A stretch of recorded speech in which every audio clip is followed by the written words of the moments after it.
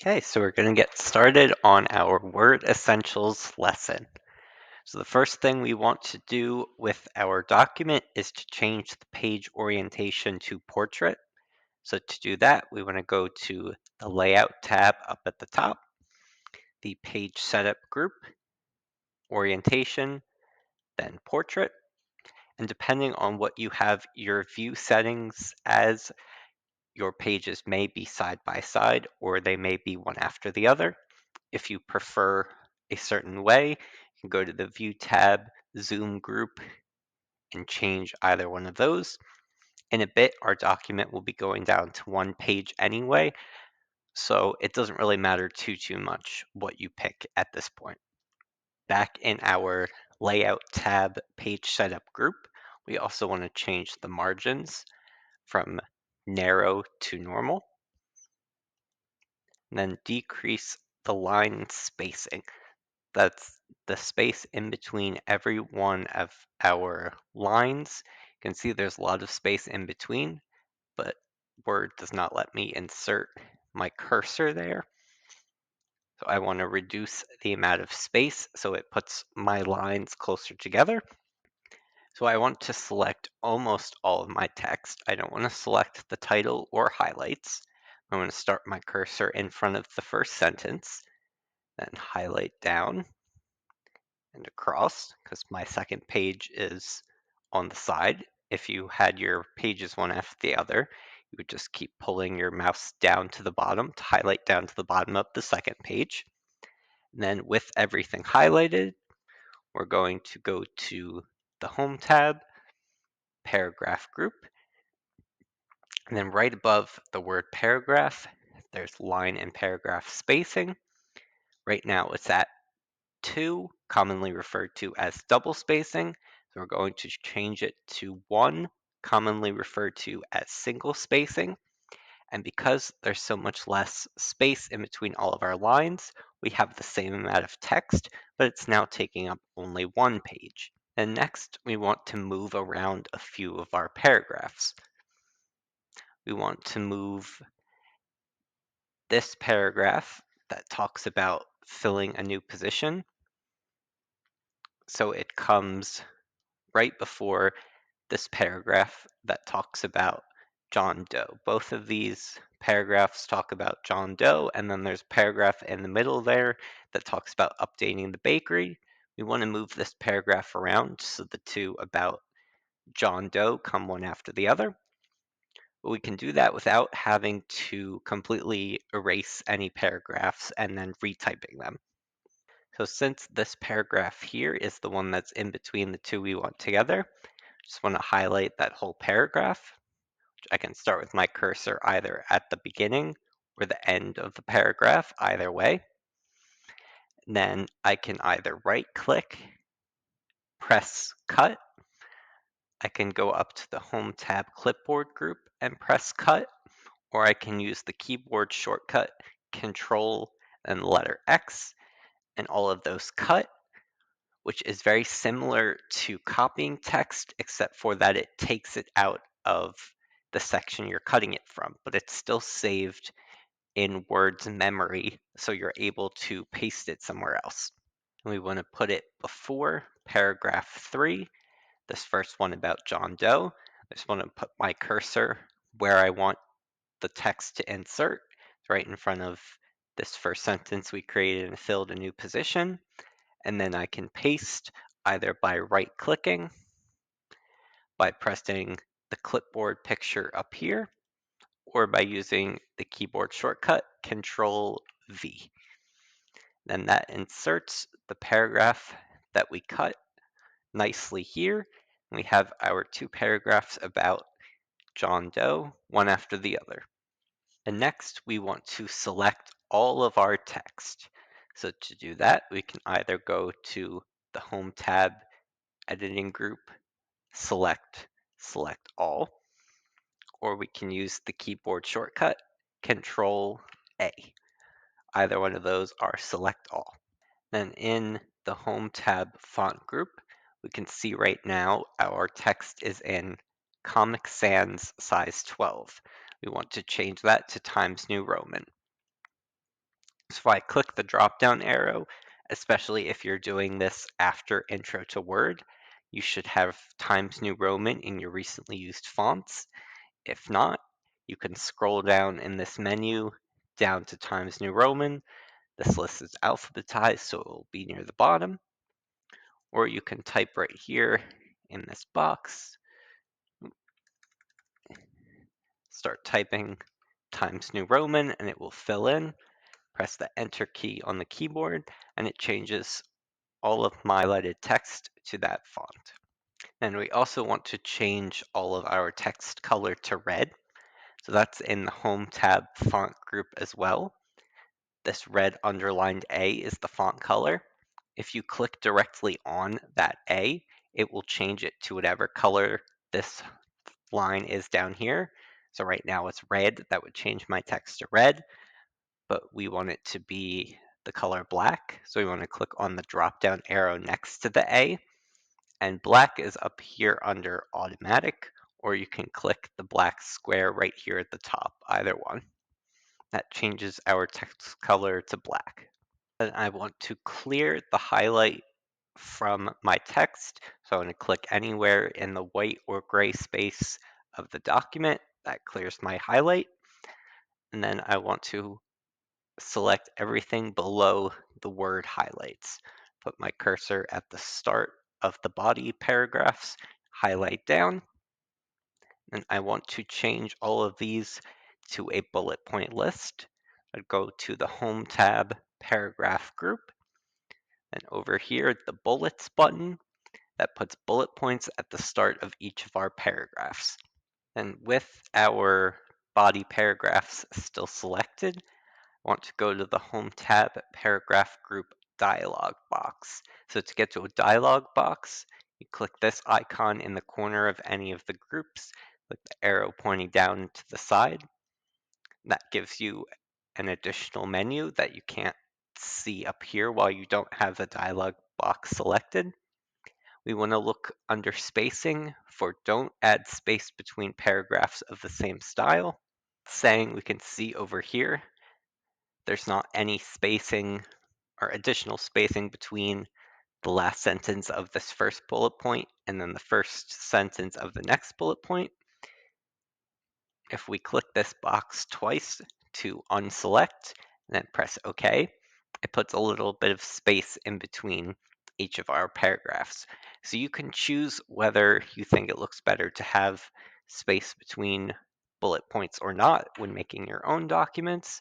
But in our case, we have enough space on the page. We might as well put some extra line spacing and make each bullet point even more distinctive as its own list item. Okay, and now we want to enlarge the font size of our title to make that stand out a little more. So I want to highlight just my title, starting at either the beginning or the end of that line. And in the Home tab font group, I can see it's currently at size 12.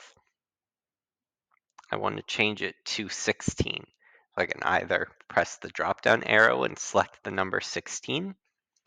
I can type over the number 12 and turn it to 16, or I can use the A buttons over here with the up and down arrow, which is increase and decrease font size, to change our title text to 16. Next, we are going to be changing all of the instances in the document that say 2023 to 2024. Now, while we could manually go through and say this says 2023 and type over that, type over this next one, type over this next one, we can have Word do it for us instead. I'm going to go to the Home tab, the Editing group, and Replace, and find what we're telling Word what text we want it to look for. So in our case, we want it to look for the number 2023. Replace with is what it will replace every instance of this text with. So we want 2024, and I can press Replace All. and it will tell me we made 7 replacements. I press OK. I can see it was replaced here, it was replaced at the start of the paragraphs. Everywhere with 2023 was replaced. If I were to press replace all on this box again, it would correctly tell me we made 0 replacements because everything already says 2024. I can just close out of that find and replace box. Now we want to check the spelling and grammar of our document. We can see there are already a few words that have the red squiggly line under them. That's word telling us we think these words are spelled incorrectly. Want to go into the Review tab, Proofing Group, Spelling and Grammar, and then Word will start going through down the document, starting from the top, going to the bottom. All the words it says are spelled incorrectly. It'll show me the sentence those words are contained in and give me suggestions for the word it thinks I was trying to spell. So in this case, yes, lights is spelled incorrectly. Just want to click right on the word lights. Again, yes, attract was spelled incorrectly. This is the proper spelling. Click right on there. Here, word isn't entirely sure, like it was with the last two, which word we spelled or which word we meant when we spelled this incorrectly. So you have to pay attention to the suggestions it gives you. In this case, I know I meant to write the word outsourcing, which happens to be the first suggestion. I'm going to click right on that. And then for our last suggestion, Word thinks that this name, Oswald Cobblepot, cobble and pot should be 2 separate words. But I know this is someone's name. It's not supposed to be 2 separate words. So I could tell Word to ignore once. It would ignore this specific instance. If I had this name multiple times in my document, I could tell it ignore all, and then all the instances of Cobblepot it would no longer say are spelled incorrectly. Or it could add it to dictionary, and then every time I go into Word on my computer, this name will be saved in the dictionary, and then it will no longer say it's spelled incorrectly. So if you're someone like me, where Word is always going to say your last name is spelled incorrectly, you might want to add it to your personal dictionary.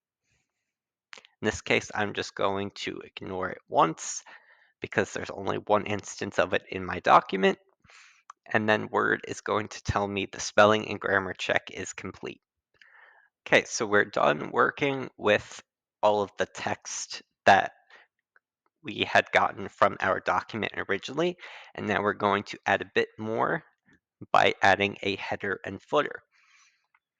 So to access the header and footer, we can go into the Insert tab, the Header and Footer group, the drop down under Header, and I want to insert blank 3 columns. That will give me 3 columns of placeholder text that tells me where I can insert things in my header. On the left side, I want to put a name,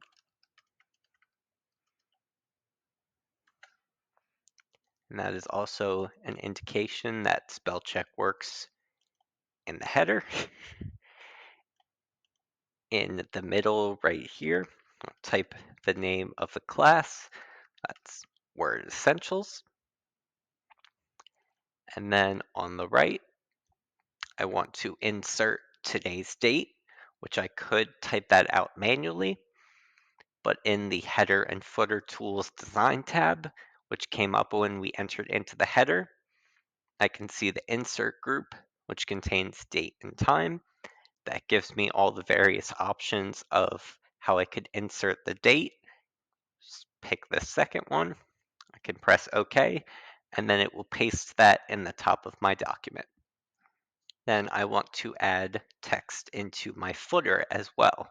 I'm going to go to the Header and Footer tab, go to Add Page Number, bottom of page, then plain number 2. So while that wasn't under the footer button in this header and footer group, it's telling me here it's still inserted that into the footer because I told it to go on the bottom of the page. And it will highlight the number 1 in gray.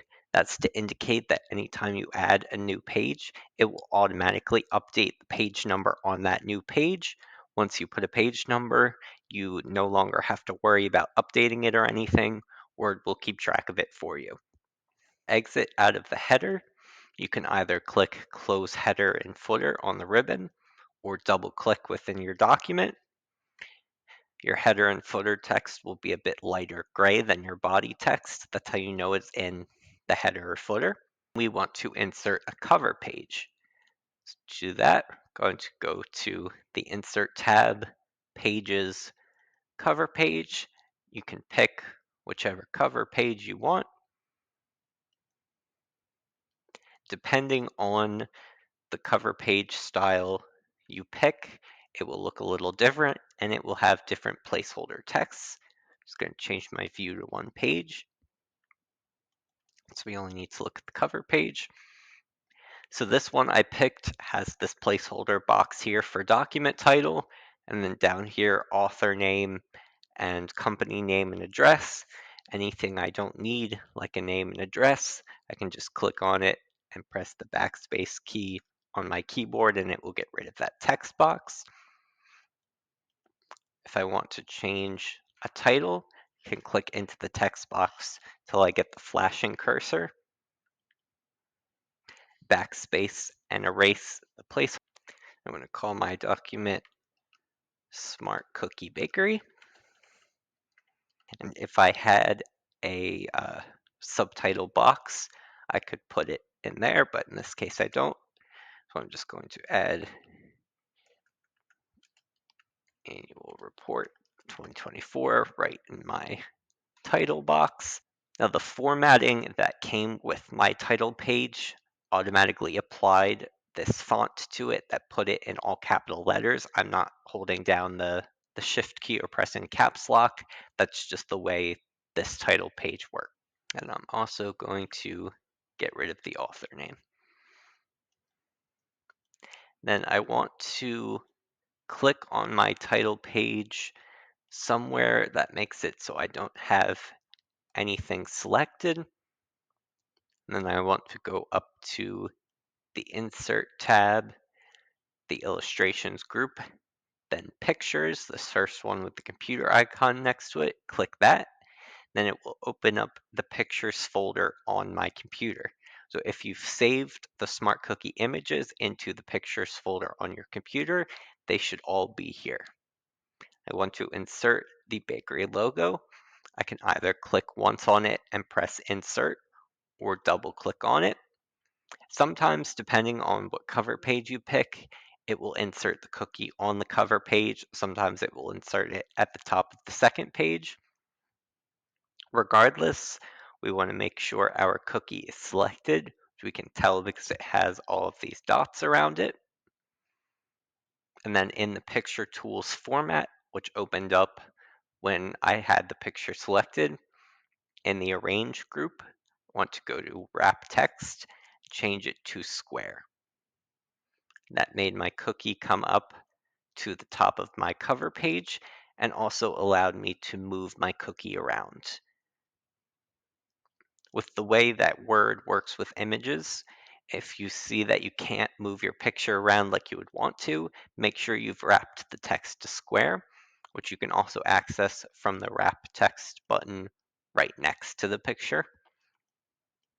And then it will let you move it wherever you want. You can also adjust the size by putting the cursor over the dots around the picture and adjusting it as you like. We have completed the Smart Cookie Bakery's 2024 annual report.